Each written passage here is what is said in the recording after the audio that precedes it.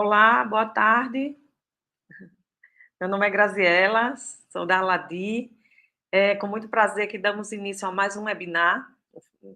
Nós da Aladi promovemos o conhecimento oportuno em gestão hídrica sobre a bandeira de sustentabilidade, desenvolvimento social e desenvolvimento econômico, com o objetivo de garantir o acesso à água potável e eficiência nos processos que integram esse recurso.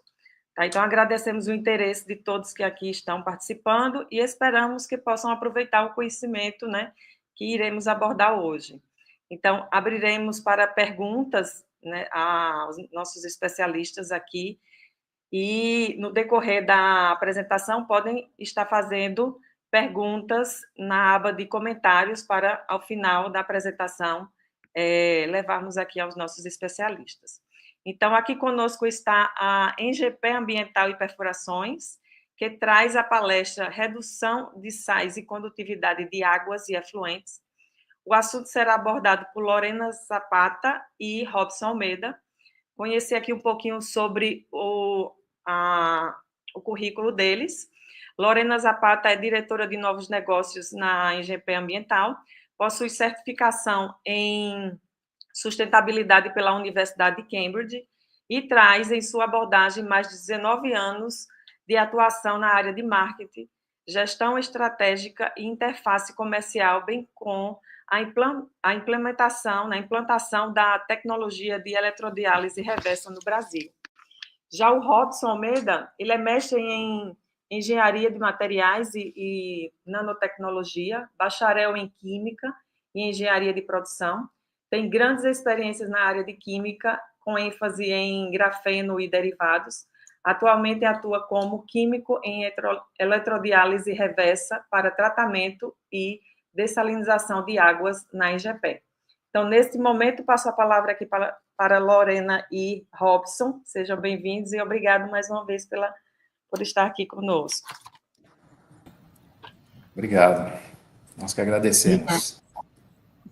Obrigada aí pela oportunidade, gente. Vamos lá, então.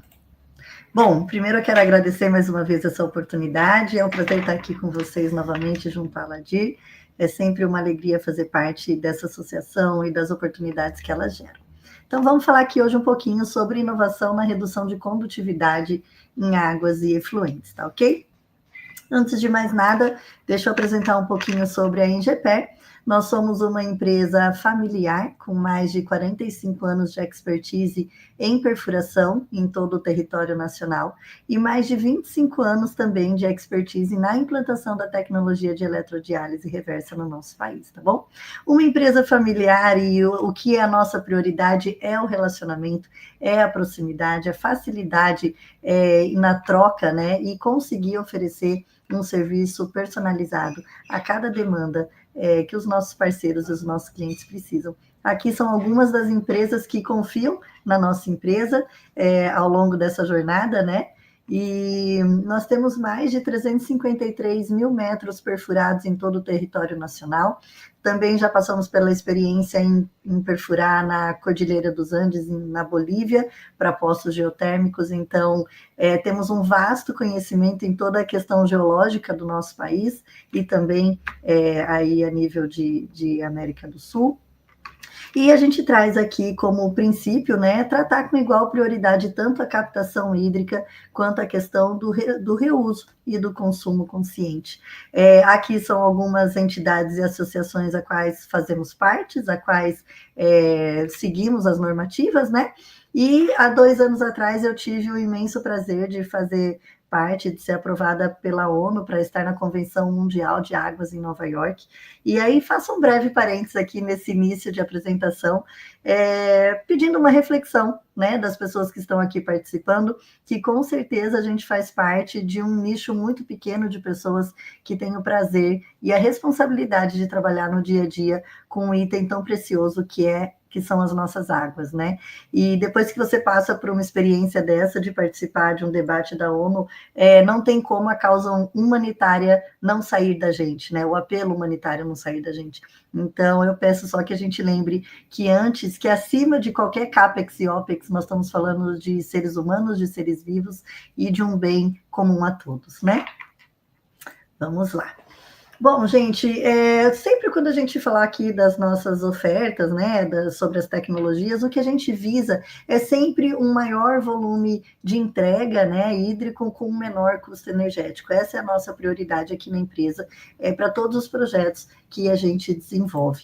E a gente acredita que muito melhor do que gerenciar diversos fornecedores é a capacidade de que os nossos parceiros e os nossos clientes gerenciem informações, né? Então, a gente trabalha aqui num tripé de serviços e, enfim, de produtos que nós fabricamos e que nos geram uma expertise de execução de projetos 360 graus. Então, hoje a gente tem a capacidade de olhar para o nosso cliente de forma mais ampla e efetivamente executar as propostas que nós trazemos. Bom, começar rapidamente aqui, passando um pouquinho sobre a questão de perfuração e captação hídrica, né? Nós possuímos equipes e equipamentos próprios e temos capacidade de perfuração de até 2.500 metros de profundidade. Esse foi a origem, né, que nós nascemos. Meu pai foi o fundador da empresa há 45 anos e eu me tornei sócia dela em 2016, quando a gente fundou a Engeper. Nós fazemos poços artesianos para captação hídrica, poços para rebaixamento de lençol freático, perfurações direcionais entre galerias e monitoramento para barragens, muito voltado à questão de mineração.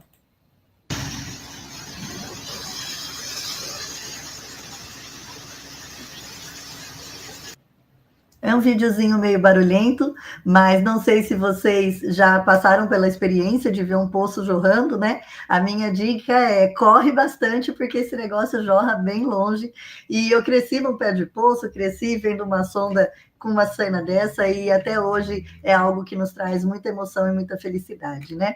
Nós somos responsáveis pelo poço artesiano mais profundo da América Latina para abastecimento em 20 polegadas, com 1.650 metros de profundidade, uma vazão aí de 200 metros cúbicos hora, e foi executado em Fernandópolis. Em 2017 a gente traz esse marco porque foi o primeiro, mas depois desses, vários outros já foram executados, então digo que a gente bateu o nosso próprio recorde algumas vezes. Um outro case que mostra a nossa capacidade operacional, né, foi esse projeto, né, na verdade, o maior projeto de abastecimento do governo do estado de São Paulo em 2022. O governo abriu um projeto para perfuração de 140 poços pelo estado, e o nosso consórcio foi responsável por 104 desses 140, né? A gente tinha um prazo de 1 ano para a entrega desses poços e nós entregamos em 8 meses. Isso porque nós criamos uma linha de produção para que todas as normas fossem todas as exigências fossem cumpridas, e aí, no caso, nós tínhamos uma sonda inicial que ia fazendo a parte de selo sanitário, né, e o tubo de boca da perfuração, uma outra sonda vinha fazendo a parte de perfuração em si, e uma terceira fazendo a parte de teste de bombeamento. Então, isso nos trouxe agilidade e, ao mesmo tempo, a gente cumpria todas as normas, todas as exigências, porque entendemos a perfuração como uma obra de engenharia, efetivamente. Um ponto que é muito legal trazer é que um dos nossos princípios aqui de relacionamento é a transparência com os nossos clientes. Então, nós temos 2 ferramentas para que os nossos serviços de perfuração e os nossos projetos sejam acompanhados online com o cliente. Então, esse aqui é um software que nós usamos de gerenciamento e ele é compartilhado, onde os nossos clientes conseguem acompanhar diariamente quais atividades foram feitas, o que aconteceu em campo, o percentual da obra, né, como a gente está aí dentro do prazo contratual entre prazo versus o executado, e também disponibilizamos câmeras 24 horas em nossas sondas, onde os nossos clientes também conseguem acompanhar aí em tempo real todos os serviços que estão sendo executados. Passando um pouquinho também de forma rápida pela frente de manutenção e monitoramento, a gente acredita que na manutenção preventiva, né? Aqui no Brasil a gente acaba tendo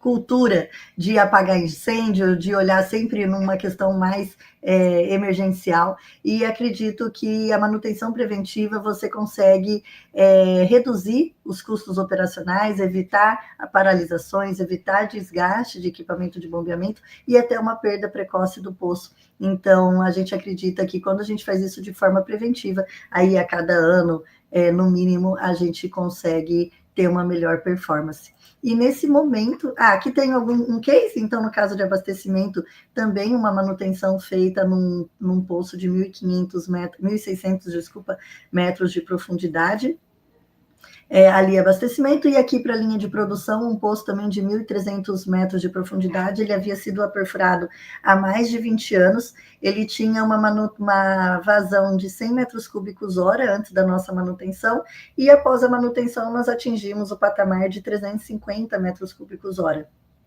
Porém, para a necessidade do nosso cliente, a gente fechou aqui a vazão em 238, né? A exploração de 238 metros cúbicos hora, mas a gente conseguia ainda mais do que isso. Então, quase que tornamos 3 vezes maior a produção desse poço em questão. E a gente acredita que nesse momento de manutenção vem a importância do monitoramento hídrico. Nesse caso, a gente tem tanto software quanto a instalação dos equipamentos de telemetria. E o que a gente oferece aqui é uma gestão online de forma confiável, né? Então, hidrômetro, vazão, nível do poço, controle de reservatório, controle de rede de distribuição para, de repente, verificar a distribuição hídrica numa planta industrial ou num setor de abastecimento, né? Ver aí a distribuição das redes todas, e também a gente torna uma questão a estar adequado às exigências de órgãos ambientais, um gerenciamento remoto 24 horas com alerta de anomalias, então qualquer questão antes que aconteça, a gente seta lá, sabemos que o parâmetro dessa bomba, ele funciona nesse patamar aqui, qualquer coisa que a gente veja que está causando algum tipo de alteração, as pessoas responsáveis já vão receber um alerta de anomalia para que possam atuar e que não chegue a uma situação extrema de paralisar alguma produção ou de paralisar algum abastecimento por queima de equipamento. Gerenciamento 24 horas, né? Então não fica na dependência de alguém fazer o levantamento de dados e tudo mais, a gente já também consegue criar um banco, um histórico de dados em cima disso. Aqui são alguns dos supervisórios que a gente possui. E no caso, vamos supor, se eu tenho uma situação específica de flúor num poço, eu consigo colocar, por exemplo, um sensor e acompanhar esse índice de forma contínua para entender também o comportamento desse elemento aí na água em questão. E vamos agora, então, partir finalmente para o que a gente veio conversar aqui hoje, que é a parte de tratamento terroso. Só peço um golinho de licença.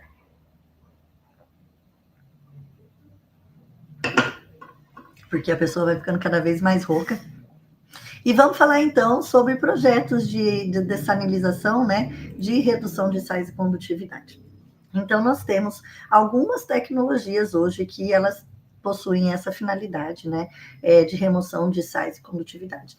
Esse é uma tecnologia avançada terciária. Então, o que isso diz é que eu preciso de tecnologias, eu preciso de soluções, provavelmente pré-tratamentos antes, dependendo da situação que a gente está falando, principalmente em caso de efluente, né? Exige um pré-tratamento para que possa entrar no nosso equipamento. Mas, nesse caso, mais uma vez reforçando aqui a nossa prioridade, né, que é entregar o maior volume de água tratada com o menor consumo energético, e é exatamente isso que a eletrodiálise traz, quando a gente compara com algumas tecnologias, né, um grande percentual de reaproveitamento do volume tratado e um baixo consumo energético.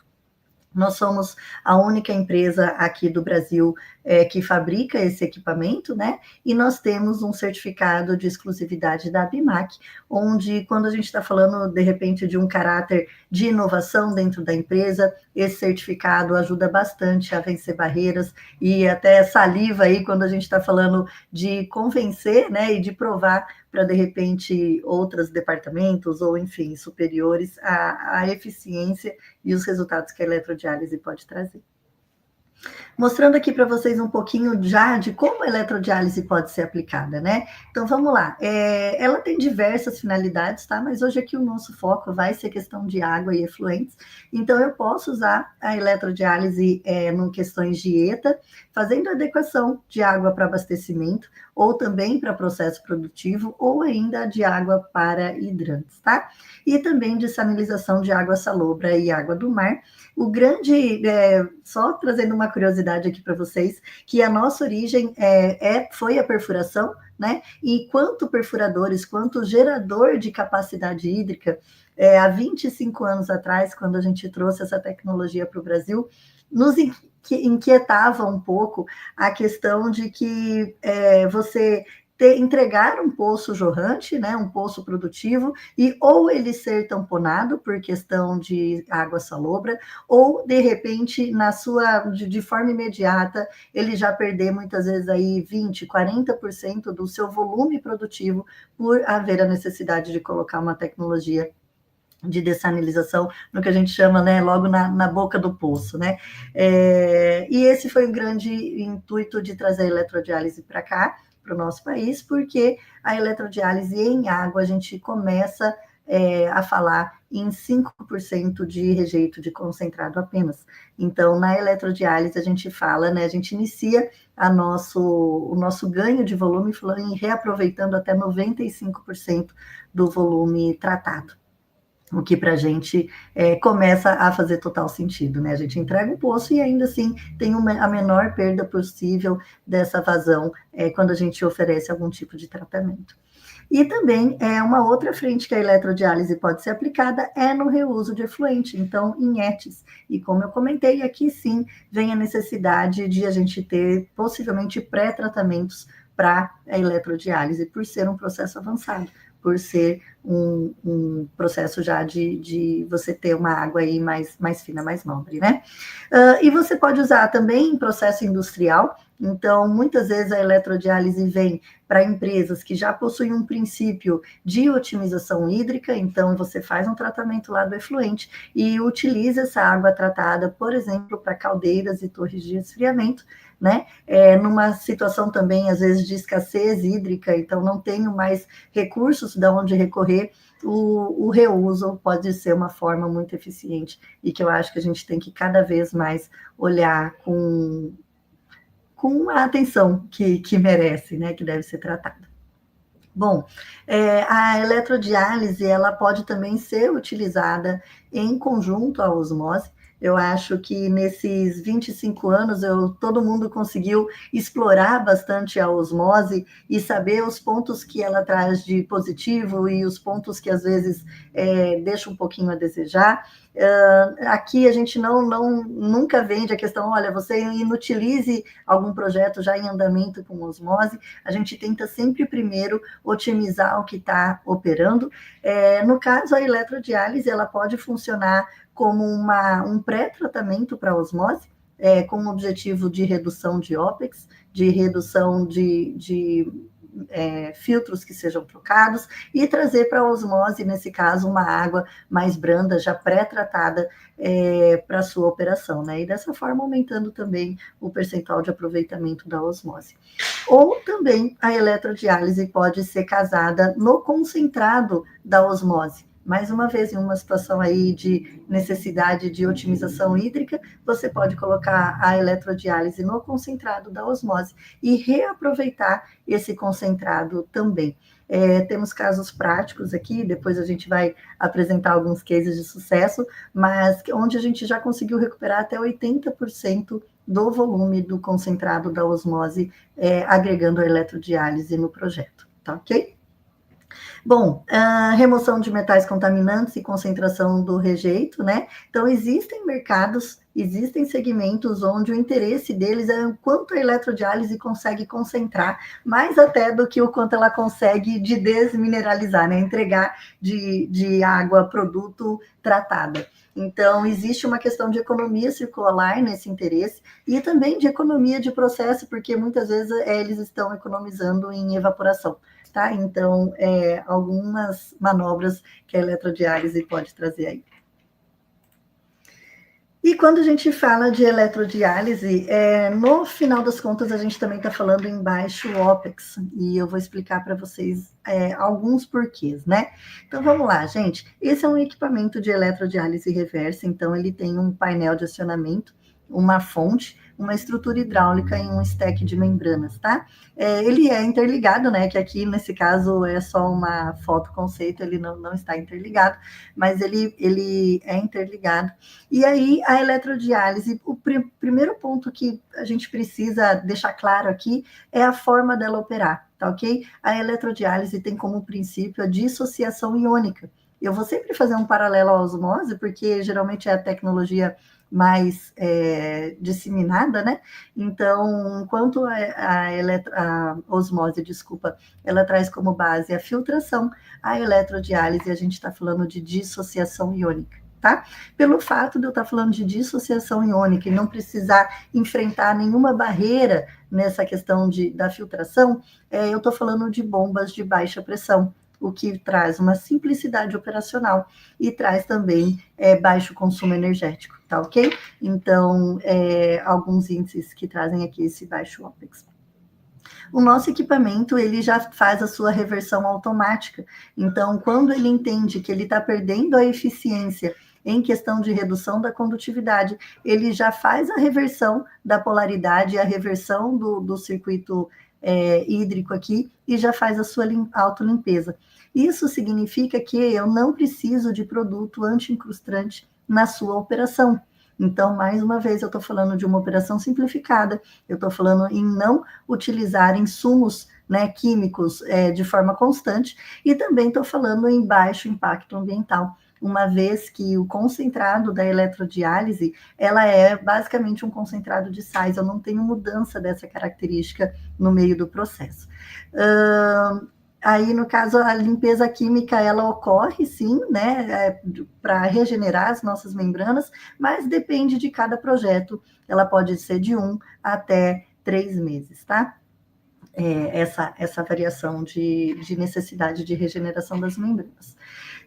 Os nossos projetos aqui, gente, eles são todos feitos a cada necessidade, a cada demanda de concentração e composição dessa água ou efluente em questão. No sentido de que a gente dimensiona o nosso equipamento e o volume de membranas para que ele traga a remoção que você está procurando. Então, que ele não chegue a uma desmineralização completa e depois você precise remineralizar por algum motivo, sabe? Então, ele já vem bem pautado, que ele remova que ele chegue nas características que precise de entrega.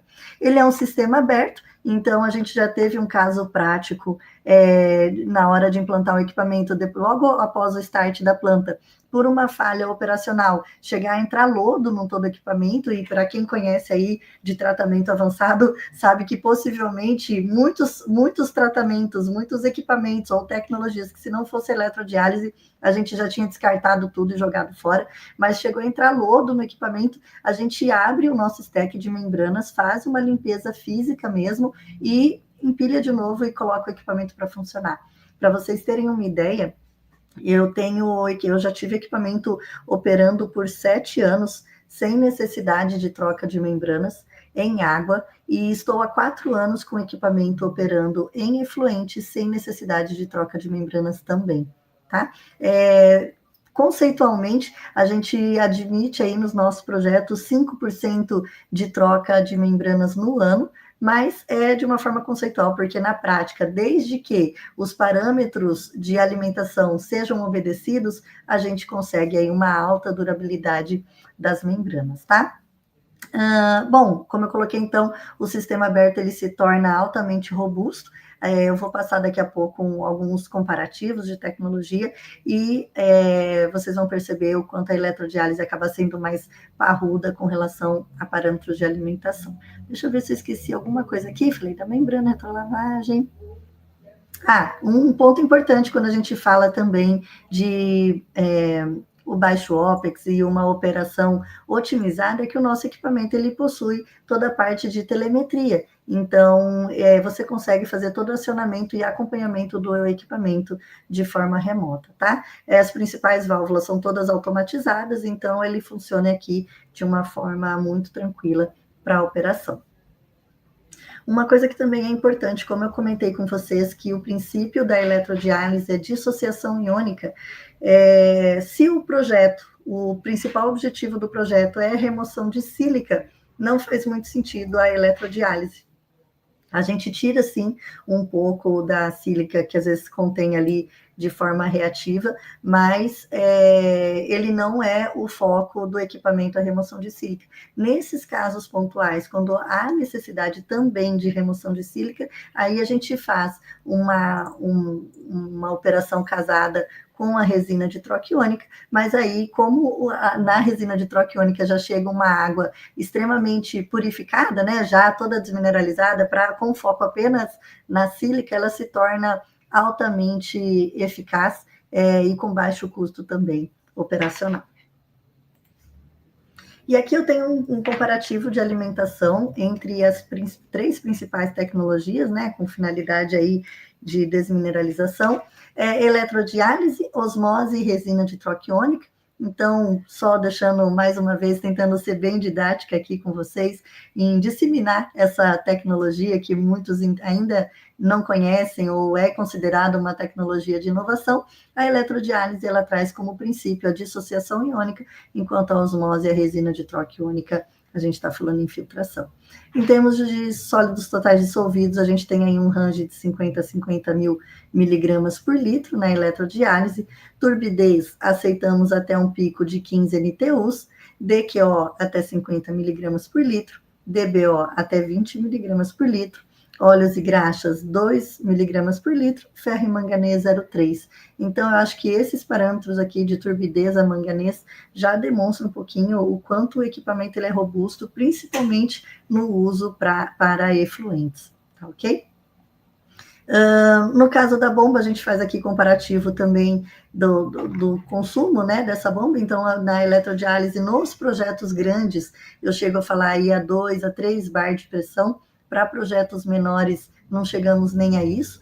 Na osmose, geralmente, a gente usa 30 bar de pressão. Estou falando isso por um equipamento, por exemplo, aí de 30 metros cúbicos hora, tá, gente? Estou trazendo uma fatia desse bolo com o mesmo escopo para todos.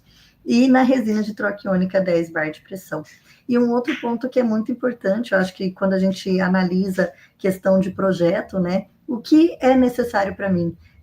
Se percentual de reaproveitamento é algo que importa para você, para o seu negócio, a eletrodiálise sim faz muito sentido, no sentido de que a eletrodiálise, como eu pontuei, a gente começa com 5% de rejeito só para água, e para efluente a gente começa falando em 20% de rejeito de concentrado. Então, eu chego aí um range, eu posso chegar até 40%, a gente fala que geralmente é um limite. Nunca vi aqui um projeto a gente dimensionar com 40% de rejeito, não tive essa experiência ainda, mas a gente deixa aqui, né, de uma forma a trazer um range para vocês, mas tudo depende da composição e da característica, né, da concentração de cada água ou de cada efluente, tá ok? A busca... Bom, rapidinho, aqui tem um vídeo para tentar sintetizar um pouquinho de tudo que eu falei, para vocês, de alguma forma, de repente, que complemente. Por soluções eficientes no tratamento de água e efluentes é essencial para indústrias e instituições de saneamento comprometidas com sustentabilidade e otimização de recursos hídricos. O equipamento de eletrodiálise reversa, o EDR, representa um avanço tecnológico nesse processo, permitindo a remoção eficaz de sais e condutividade com alta taxa de reaproveitamento. A Engeper Ambiental e Perfurações é o único fabricante nacional de equipamentos com esta tecnologia. O dimensionamento e composição do EDR HDX é exclusivo para cada projeto. O equipamento é alimentado pela água ou efluente em questão, passando pelo skid hidráulico.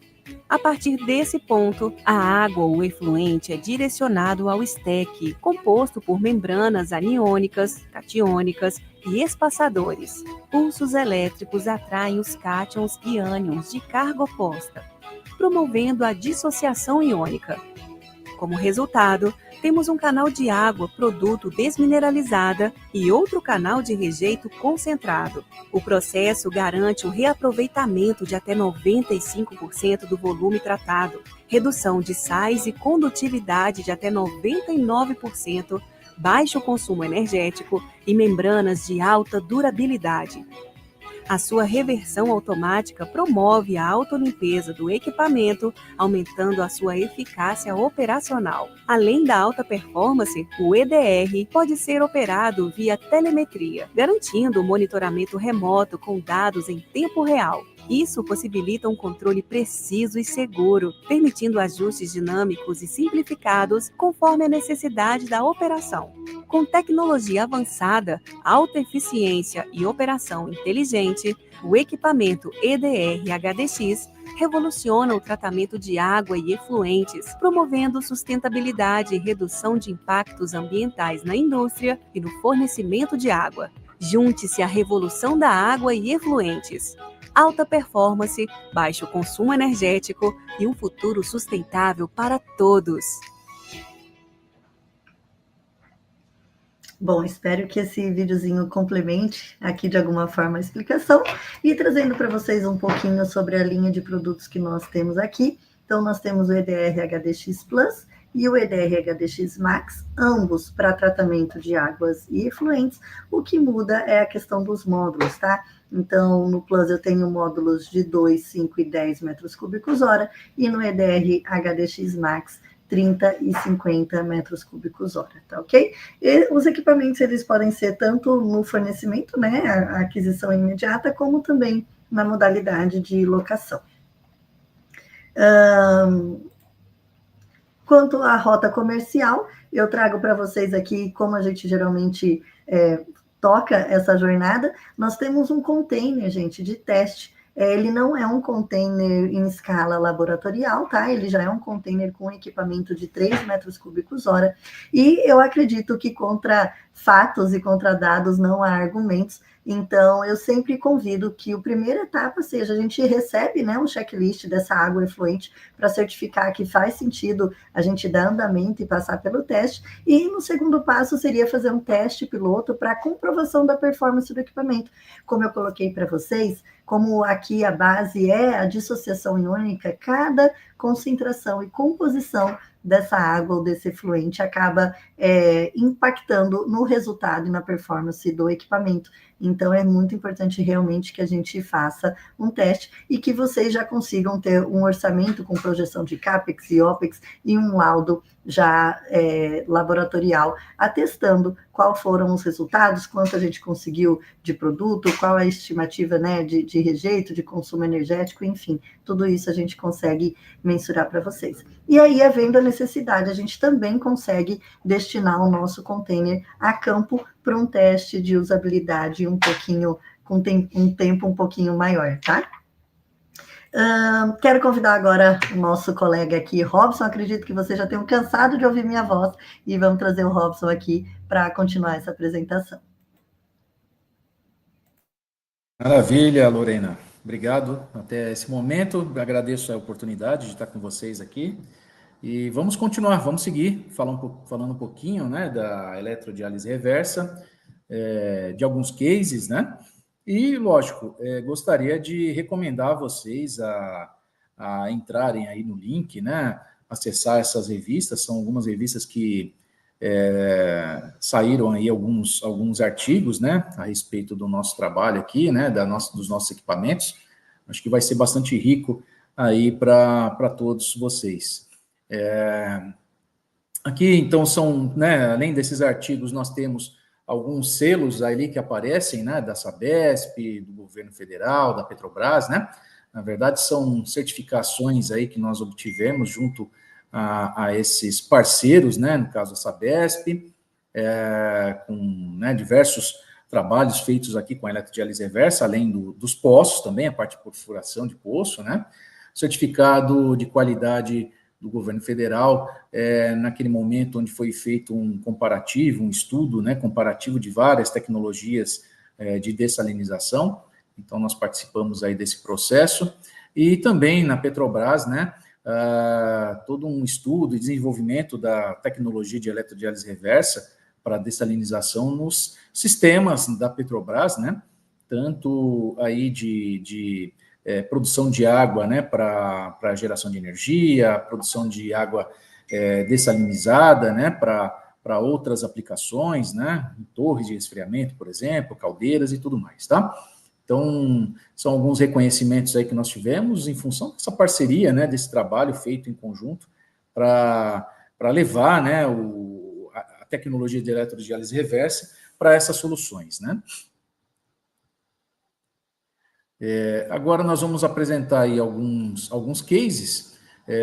Dessa vez nós trouxemos alguns cases focados, né, numa problemática que nós estamos tendo mais recentemente, né. Na verdade, é uma problemática que já vem de longe, mas tem trazido algumas preocupações, principalmente em empresas de saneamento básico, né, onde a presença do flúor de forma natural, né, o flúor que está ali na água potável e vem de uma ocorrência natural, ela tem preocupado, porque muitas vezes ela ultrapassa os valores máximos permitidos, né? A gente tem um valor máximo permitido de 1,5 miligramas por litro, e em alguns casos nós temos aí 3 miligramas por litro, até 6 miligramas por litro, né? Já foi visto, né? Então, as concentrações elevadas de flúor, elas trazem, né, problemas para a saúde humana, no caso a fluorose. Quem tiver tempo aí de dar uma pesquisada nesse problema, né, você vai ver lá que o flúor ele reage, né, com cálcio, né, do nosso organismo e tal, e ele começa a provocar alguns problemas, né. É muito visível quem tem fluorose, por exemplo, ter os dentes escurecidos, né, muitas vezes pintado, né. Você tem a pessoa com o dente pintadinho, escurecido, pensa que está tendo ali uma má higiene e às vezes não é, né? Muitas vezes é a questão da fluorose. Então, nesse caso aqui, para vocês terem uma ideia, existe então uma cidade em São Paulo que tem um poço jorrante, né? É um poço profundo que ele produz até 200 metros cúbicos por hora de vazão. Só que ele está inativo por conta dessas concentrações elevadas. Fizemos aí todo o trabalho, o desenvolvimento, né, os testes, e nós conseguimos reduzir, né, essas concentrações que ultrapassam ali os 3,32 miligramas por litro, né? Então, o que acontece? Só com um estágio de tratamento, nós conseguimos ali reduzir a condutividade dele, que também é uma condutividade até elevada, né? Ainda está dentro dos padrões de potabilidade, mas ainda é uma solubilidade elevada, uma condutividade elevada, então a gente tem aí uma água não muito palatável, né, para a gente beber. Então, nós reduzimos lá de 993 microsiemens por centímetro para 159, né, 83% de redução. E o flúor, né, que era o mais importante ali, parâmetro a ser removido, né, nós reduzimos de 3,32 para 0,76 miligramas por litro de flúor, ou seja, aproximadamente a metade, né, do valor permitido na legislação. Nesse trabalho, como ele é feito, né? Então, como que nós fazemos isso, né? Todos esses testes, todos esses tratamentos, a gente realiza na nossa planta piloto, né? Que é um equipamento, seria o nosso menor equipamento, que a Lorena comentou ali, né? Então, a gente tem a condição real de operação, né? E de tratamento dessas águas, né? Então, nessa água, né, com essa água, nós tivemos lá os 77% de recuperação, ou seja, 77% do volume que entrava no equipamento, nós conseguimos recuperar, né? A diferença, obviamente, seria um rejeito, né, um concentrado, que nesse caso foi para descarte.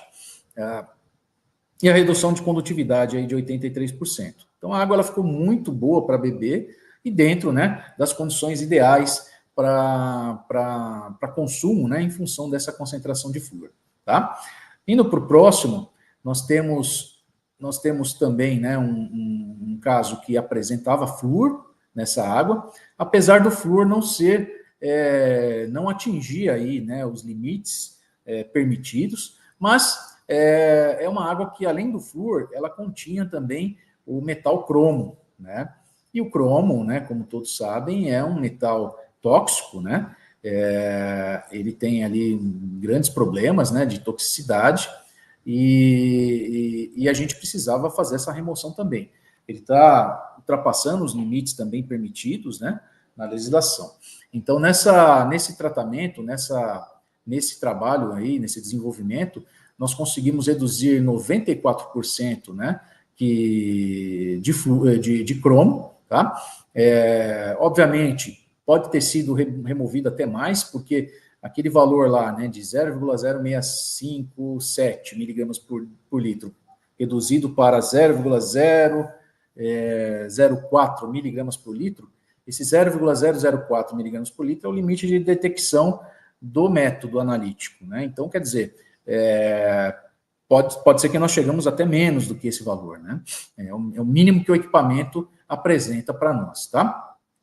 E o flúor, no caso, o fluoreto, nós tivemos uma redução de 78%, também com um estágio de tratamento. Nesse caso, como a água ela é uma água menos salina, né, ela não tem uma salinidade tão alta, a gente conseguiu ali ter uma recuperação de 94%, né, ou seja, a cada 10 litros que entrava dentro do equipamento, 9,4 litros nós recuperamos, né, como água tratada. E uma redução de 47% de condutividade para essa água aí, adequando, né, os seus teores e deixando essa água potável, né. Um outro problema que tem acontecido também, de forma natural, nos poços artesianos, né, nos poços profundos, é a presença de nitrato, né, e dureza, né. Dureza, ela está presente, né, na maioria das águas subterrâneas aí. A gente vai ter uma certa concentração lá de dureza, né, que está relacionado lá ao carbonato de cálcio, carbonato de magnésio, né. Dependendo dessa concentração, ela se torna um problema, né, porque ela tem um alto nível de ação incrustante, né, então ela incrusta com muita facilidade tubulações, tanques, né. Se essa água for utilizada em equipamentos, ela vai, né, causar problemas num trocador de calor, por exemplo, numa caldeira, numa torre de resfriamento, né, ela começa a petrificar ali, ela começa a incrustar, e fazer esses equipamentos perderem a sua função, né, reduzirem a eficiência, ou até mesmo ter um acidente, né. Uma caldeira que está com alto teor de dureza, por exemplo, pode chegar a explodir, né, se você não fizer o tratamento disso. Já o nitrato, num equipamento, né, quer dizer, numa torre de resfriamento, tudo mais, ela pode produzir ali, né, colaborar com a produção de algas, né, microalgas e tal, acaba sendo um alimento para microalgas. Mas para o organismo ela é um problema, né? Nesse caso, era um caso de água usada, né, para abastecimento humano, que tem um teor de nitrato acima do do permitido, e esse nitrato ele pode causar, né, um tipo de anemia nas crianças, né?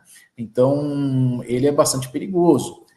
Nesse caso aí, então, nós fizemos o trabalho, né, de tratabilidade, né, fizemos todo o desenvolvimento de tratamento dessa água, e nós tivemos lá uma redução, né, um estágio de tratamento 72% na condutividade. Você vê que a condutividade é alta, né, ela está em 1.151 microsiemens por centímetro, e nós reduzimos para 319 microsiemens por centímetro. Eu experimentei essa água, né, bebi dessa água, comparei com a água que nós temos aqui, por exemplo, né, em Garça. Nós estamos aqui na cidade de Garça, que também é de água, a água vem de poço, né, a nossa água aqui está em torno de 250 microsiemens por centímetro de condutividade. Então, ela tem um teor de sais bem equilibrado, bem gostoso, né, a água fica bem gostosa de beber. Essa água aí, né, antes do tratamento, realmente ela é ruim, né, você sente ela não é muito palatável, né? Então, você sente a diferença quando você tem um teor elevado de sais, né? Então, ali nós já conseguimos ajustar essa condutividade.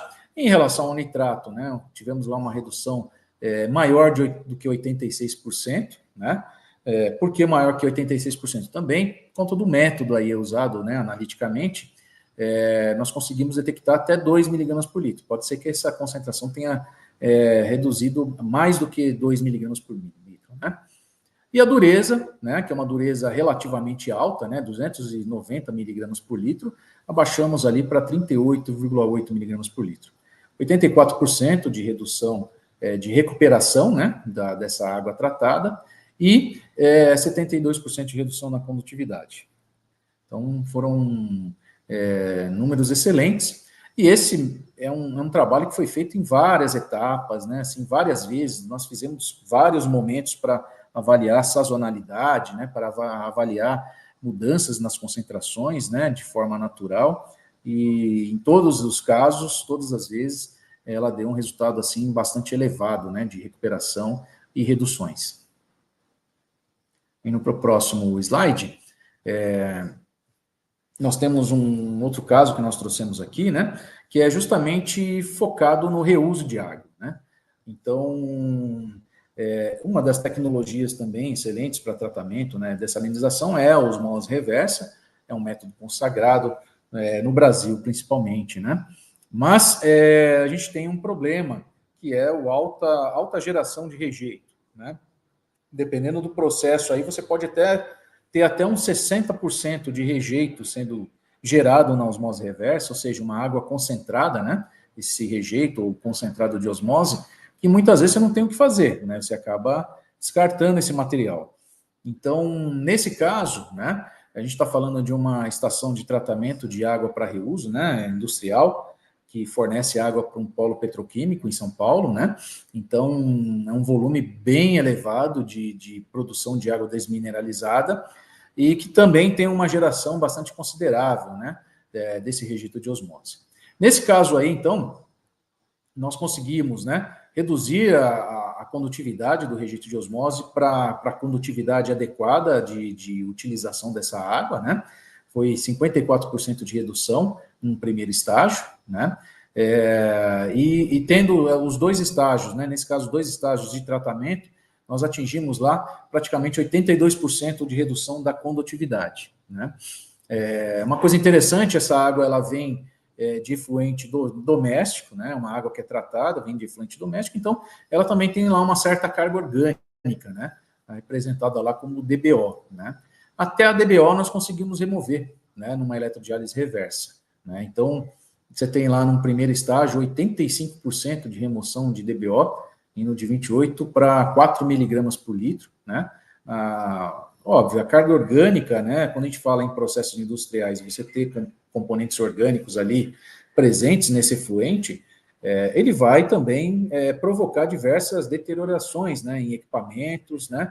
Ela pode promover entupimentos, pode promover a geração de micro-organismos, né? Então, você tem que remover isso aí também, tá? Alcalinidade, ó, temos uma remoção de alcalinidade de 98,8%, né? Também, né, atingimos aí o limite de detecção do método analítico. Pode ser que ele tenha praticamente zerado mesmo a concentração de carbonato de cálcio, né? Nitrogênio amoniacal, 93,6% de remoção. Potássio também, uma remoção altíssima, né? 98,6%. E a redução de sódio também, ó, praticamente 80% da remoção de sódio, né? De 48 para 9,9 miligramas por litro, né? Nesse projeto, então, 89% de aproveitamento dessa água, né, de recuperação desse concentrado de osmose, e 82% de remoção da condutividade. Indo para o próximo caso, é um caso também de aproveitamento da água, né, do rejeito de osmose, lá do concentrado de osmose, nesse caso, o segmento de bebida. Então, por que a gente trabalha, né, essa recuperação do rejeito de osmose? Como eu disse, dependendo da osmose reversa, pode ter até 60%, né, de geração de rejeito, né? Então, é um volume de água bastante elevado que você tem que descartar, não dá para utilizar. Vai depender do local. Você tem água em abundância, né?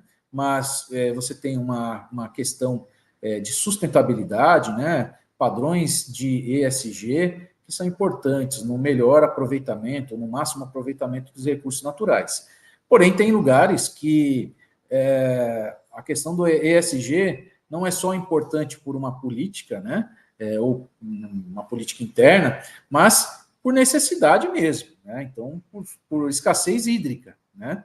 Esse caso é uma empresa de bebidas que fica no Nordeste, então você precisa de água, né? Não tem como você descartar um volume tão grande de água. Então, aí nós fizemos também todo o trabalho, né, o desenvolvimento desse tratamento com a eletrodiálise reversa, e nós tivemos lá uma redução, né, bem acentuada na redução de condutividade, 90% de redução num primeiro estágio. Então, derrubamos essa condutividade lá de 2.800 microsiemens para 274 microsiemens por centímetro, né? Então, uma redução bastante drástica na condutividade. Em termos de cloreto também, uma redução bastante elevada, 97% de remoção de cloreto, remoção de sulfato, 72% de remoção de sulfato, o cálcio, 95% de remoção de cálcio, né? Magnésio também, 96% de remoção, o sódio, 89% de remoção de sódio, e a alcalinidade total, né, 80% de remoção, só no primeiro estágio, tá? Todos esses testes, né, esses resultados foram obtidos com um estágio de tratamento, né? Uma redução bastante significativa. E nós conseguimos recuperar 80% desse efluente, né, do concentrado de osmose que era descartado, a gente conseguiu recuperar 80% desse volume, com uma redução de 90%, então, né, na condutividade. Esse outro caso aqui é um caso de efluente industrial, né, que tem alta concentração de sais. Normalmente, esses efluentes que contêm alta concentração de sais, eles estão ligados normalmente à mineração, né, área de mineração, área de voltada, né, à parte de eletroquímica, por exemplo, cromação, né, de metais, né, você tem um efluente que é bastante com a salinidade, né, uma concentração de sais muito elevada, né, então tem diversas áreas que usam, né, efluentes e com altas concentrações, né. Nesse tipo de efluente, é muito complicado você trabalhar com as tecnologias de dessalinização, porque são efluentes realmente muito agressivos, né, não só pela composição química deles, mas pela alta concentração de sais, né, que acaba trazendo consequências desagradáveis, né? Então, uma osmose reversa para trabalhar nessa, você acaba tendo uma incrustação muito acelerada, né? Dependendo do processo, você acaba perdendo o equipamento em menos de um mês, né? Você perde as membranas em menos de um mês de operação. Às vezes, em dias de operação, você consegue perder as membranas, tá? Para a eletrodiálise, acaba sendo um processo bastante tranquilo, porque a gente não força, né, a água contra a membrana, a gente não produz um processo de filtração, né? A eletrodiálise, ela é o quê? Né? Você tem lá, como a Lorena mostrou anteriormente, naquele videozinho, né, e em umas imagens, você tem as membranas, que são membranas planas e paralelas, então você faz com que a água, ela passe de forma paralela, né, em relação à membrana, né? Você não faz ela atravessar a membrana.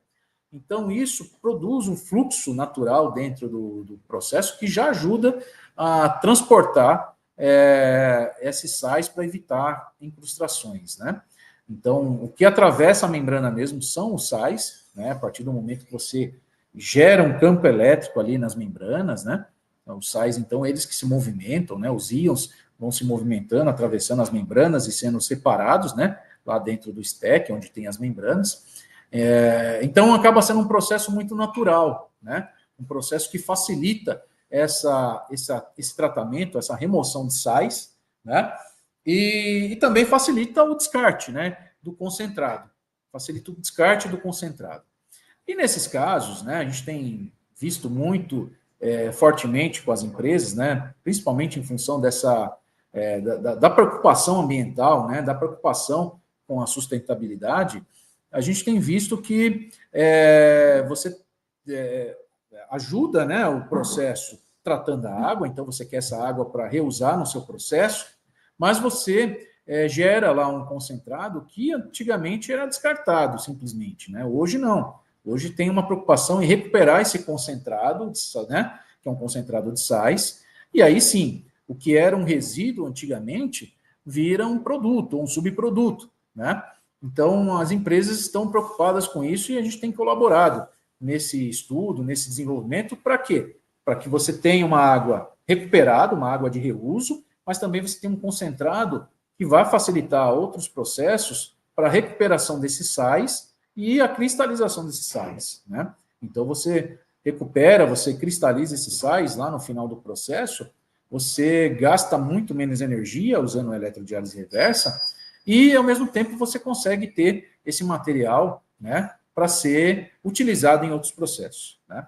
Então, esse é um caso bastante importante, né? Esse, basicamente, recuperação, né? Então, a gente está fazendo essa recuperação de concentrado e tratando a água, né? Então, você consegue ver lá uma redução, né, de 64% na concentração de sais e uma recuperação de 97% do volume do efluente, mas o detalhe está ali, ó, para altas concentrações que estamos vendo, né? Então, falando em condutividade, né, que é essa relação entre a salinidade, a gente tem 16.800 microsiemens de condutividade, sendo reduzido para 3.990 microsiemens por centímetro, né? É uma salinidade bem elevada, né? Quando a gente fala em termos de concentração de sulfato, redução de 83% de remoção de sulfato no efluente tratado, né? Então, a gente está falando lá de 8.636 miligramas por litro, né? Então, a gente tem 9.636, quer dizer, quase 10 gramas por litro de sulfato, né? Para uma redução de 1,5 gramas por litro, né? Ou 1.599 miligramas por litro, tá? Então, uma concentração bem elevada e uma redução bem elevada também, né? Uma redução do sódio também, que é bem elevada essa concentração, 1.997 miligramas para 399 miligramas, 80%. Potássio, 87% de remoção, né, de redução, partindo lá de 5.469 miligramas por litro para 693, né? E o concentrado, né, nós concentramos bem, o concentrado foi para 42 milisiemens, né, ou 42 mil microsiemens de condutividade. Então, com um concentrado bem elevado desse, né, para você ter uma ideia, se você pega esse efluente, né, esse concentrado, e despeja sobre uma superfície plana, ele já cristaliza rapidamente, né? Então, para o processo de cristalização, você não tem gasto energético. E era um dos objetivos, né, que a empresa tem aí nessa recuperação, né? Então, a gente teve um aumento bem considerável, né, nessa concentração e uma recuperação também bem elevada da água tratada. Indo para o próximo slide. Essa é uma aplicação bem clássica para nós, né? Vamos dizer assim, só quem trabalha, né, ou já teve a oportunidade de fazer projetos de reuso de água, né, a partir do tratamento de efluente industrial, sabe como é complexo. Às vezes você não tem concentrações tão elevadas ou uma salinidade tão elevada, mas o efluente ele é sempre complexo para você tratar, né?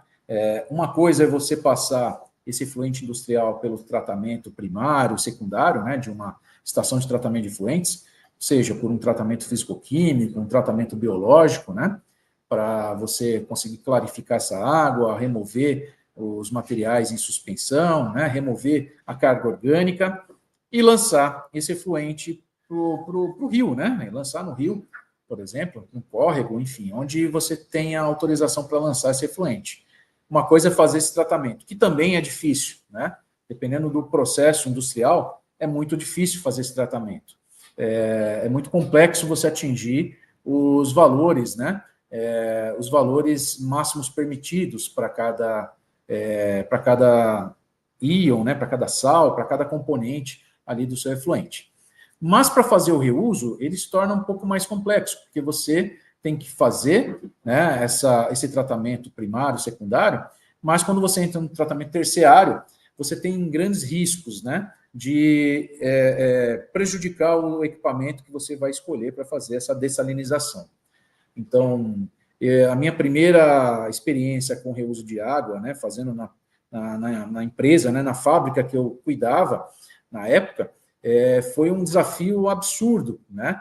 E na época nem se tinha, né, tanta tecnologia, né, pelo menos à mão, né, fácil para você fazer, né?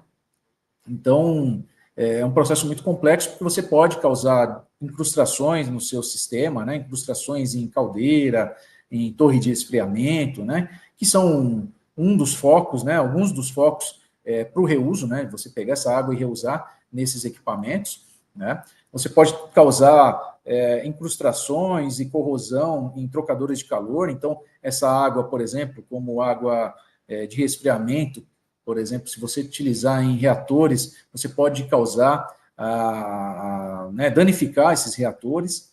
Então, se você não garantir todas as etapas do tratamento, inclusive o tratamento terciário, né, que é a dessalinização nesse caso, você pode ter grandes problemas. Esse caso aqui, então, é um efluente fármaco, né, então, de uma indústria farmacêutica, a maior indústria farmacêutica da América Latina. Então, nós temos lá um equipamento de 30 metros cúbicos por hora de vazão, e a salinidade não é tão alta, mas os componentes que aparecem lá nesse efluente, eles são complexos, né, para tratar. Então, aí nós temos um efluente que a gente precisava reduzir lá, então, de 800 microsiemens para 400 microsiemens. Muitas vezes esse efluente chegava para nós com mais de 1.300, às vezes 1.500 microsiemens, né, uma salinidade bem elevada. Como a eletrodiálise reversa, você consegue fazer diversos ajustes, né? Você consegue controlar a carga elétrica que é aplicada para gerar o campo, então você consegue trabalhar com ranges diferenciados também, tá? Então esse equipamento ele caiu como uma luva, né, para esse processo. Mas veja lá, todo projeto, né, de reuso de água, ele precisa de alguns tratamentos prévios antes de chegar na eletrodiálise reversa, né? Então, além do tratamento de efluente normal, né, que você tem, muitas vezes o físico-químico, um biológico, às vezes você tem uma desinfecção, né, final ali para descarte do efluente, mas você precisa lá de alguns sistemas de filtração, né, para garantir a turbidez desse efluente. Então, nós temos lá filtro de areia, temos filtro de carvão ativado para pegar algum resíduo orgânico, né? Temos também uma ultrafiltração e temos, no final do processo, né, a eletrodiálise reversa, dessalinizando esse efluente e fazendo essa água, né, voltar lá para o processo onde é utilizado a maior parte no resfriamento, né, em torres de resfriamento, e uma menor parte na alimentação das caldeiras da planta. Nesse caso, então, nós temos lá 80% de recuperação do volume do efluente e 50% da redução de condutividade. Tá? Então, é um caso bem interessante, bem legal, né? A Lorena comentou anteriormente, né, da questão de limpeza, né, do equipamento. Muitas vezes você pode ter o risco de lodo entrando no equipamento. Se for uma osmose reversa, você perde. Realmente, você perde equipamento. Esse é um caso, né, onde nós temos, né, da empresa de fármaco, né, o equipamento instalado numa condição ideal, né, que caso haja esse tipo de problema, e já houve esse tipo de problema, por um problema operacional mesmo na própria estação de tratamento de efluentes, você consegue desmontar o equipamento, você consegue fazer a limpeza mecânica das membranas, né, você consegue colocar o equipamento de volta à operação sem perda do equipamento. Só perda de tempo mesmo, né, com a manutenção. Certo, pessoal? Bem, aqui nós temos alguns depoimentos, né? Começamos a colher alguns depoimentos aí dos nossos clientes mais recentemente, né? E aí vocês conseguem ter um pouco da impressão, né, que esses nossos clientes, esses nossos parceiros, eles acabam passando aqui para nós, né? Mostrando que a gente está andando no caminho certo, né? Temos feito um trabalho intenso de melhoria contínua, de desenvolvimento né, da própria tecnologia, né, constante, de aprimoramento da tecnologia e da engenharia de poços, né? Então, somos uma empresa que preza, né, por esse desenvolvimento constante, né? Essa melhoria contínua constante para entregar o melhor produto para o nosso cliente com a máxima eficiência possível e melhor qualidade possível, né?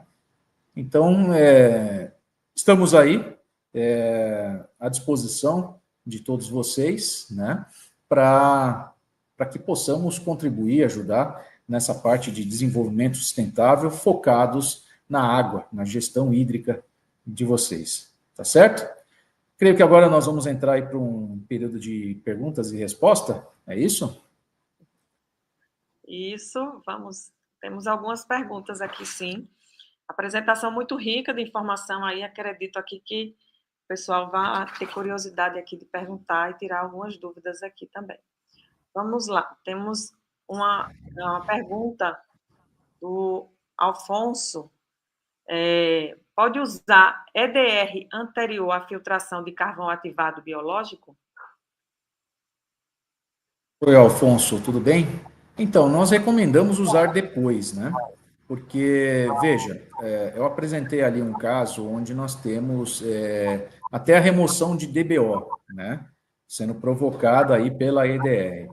Mas é interessante que todo o material orgânico seja removido anteriormente, né? Ele fique lá atrás, antes de chegar na EDR. Porque o que acontece? Essas micropartículas, nanopartículas, ou até mesmo essas moléculas grandes, né, orgânicas, que podem chegar na IDR, então, com o tempo, ela tem uma tendência, né, a acabar incrustando dentro do equipamento, né? O equipamento não faz, não tem a função, nem a missão de filtrar, né? Mas aí você pode ter, né, esse material chegando nas válvulas, chegando nas bombas, né, chegando nos sensores.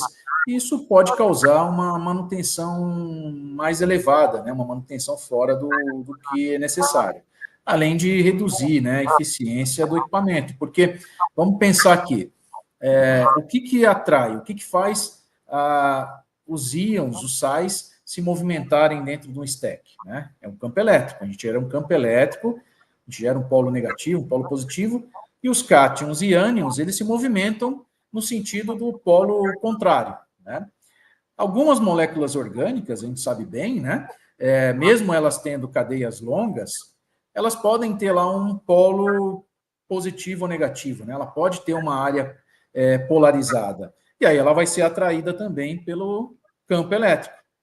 Só que qual que é o problema? Uma parte dela pode passar pela membrana, a outra parte fica presa, e aí ela vai entupindo, né? Ela acaba entupindo, né, os poros. Então, aí você vai tendo uma redução de eficiência.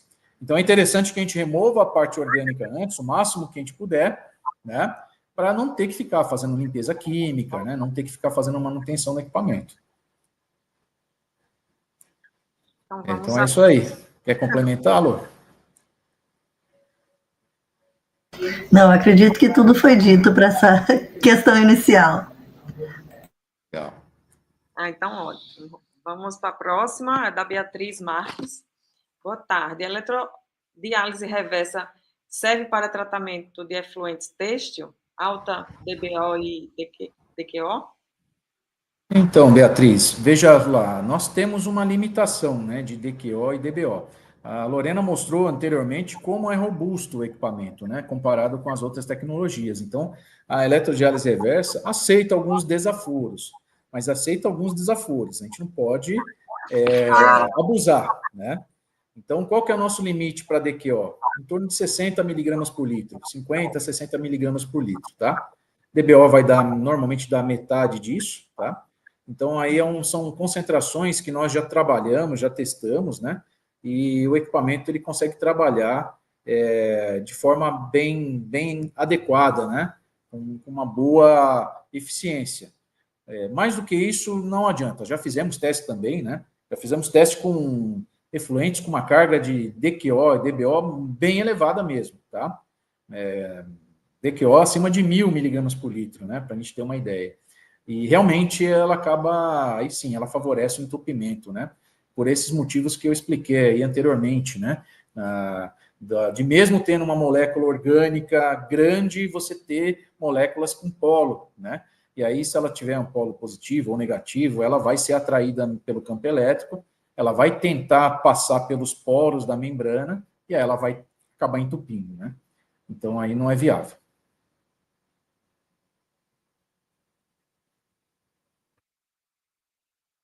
Pergunta Temos mais alguma?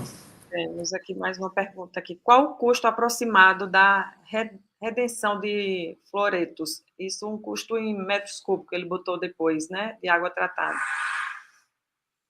Então, Afonso, eu não vou te precisar agora de cabeça. Acho que a Lorena tem esse número recente, nós fizemos projeto, né, Lô?